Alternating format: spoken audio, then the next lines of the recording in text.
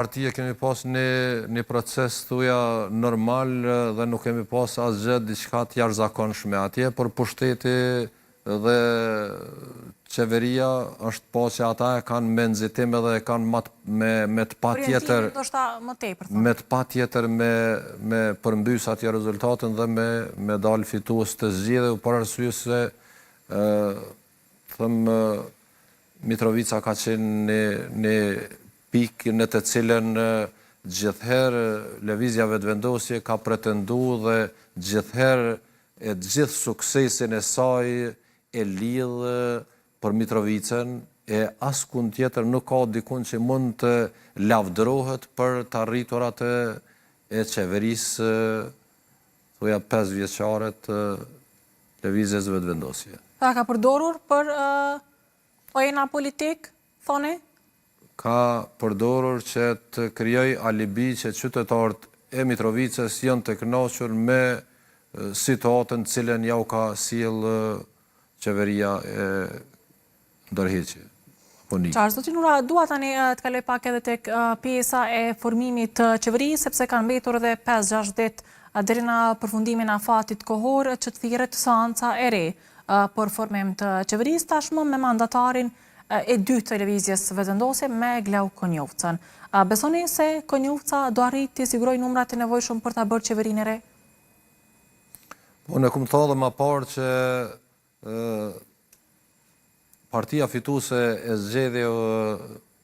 në shkurt që nga atëherë asnjë përpjekje serioze nuk e ka bërë për të arritur qëllimin ose për të arritur deri te formimi i qeverisë. Gjitha përpjekjet, si me thonë në thojza, kanë qenë vetëm sa për syje faqe dhe për t'ja lënë ngjilen dikujt për ta fajsu dikë tjetër, po mendoj që nuk ja ka arrit ato se qytetarët e Kosovës e kanë kuptuar që gjithë kjo SOG ka qenë një përpjekje e pasinqert, pasi që si ka afru asnjë partie politike, nuk ka pas një ofertë të qartë dhe një ofertë të sinqert që vërtet të arrihet një bashkëpunim ose një aleancë për të arritur deri te qeveria të formimit të qeverisë. Na e dim që e ka përdor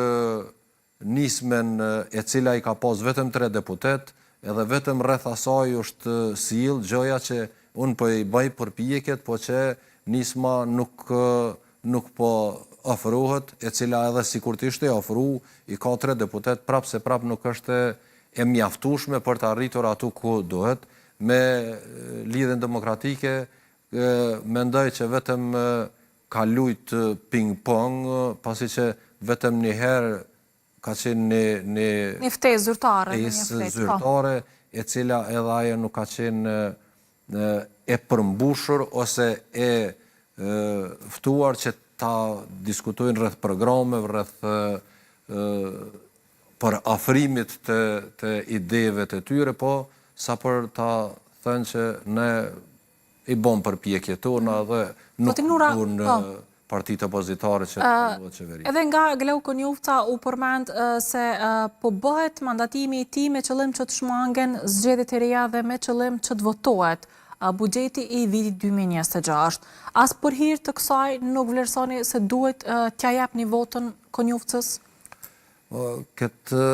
Për këtë situatë, thash që ata kanë qenë të vetëdijshëm që me ku po arrin, dhe të vetëdijshëm kanë qenë që do të vinë në këtë pozitë ku do të jetë në pyetje edhe buxheti për vitin e ardhshëm. Këto mendoj që e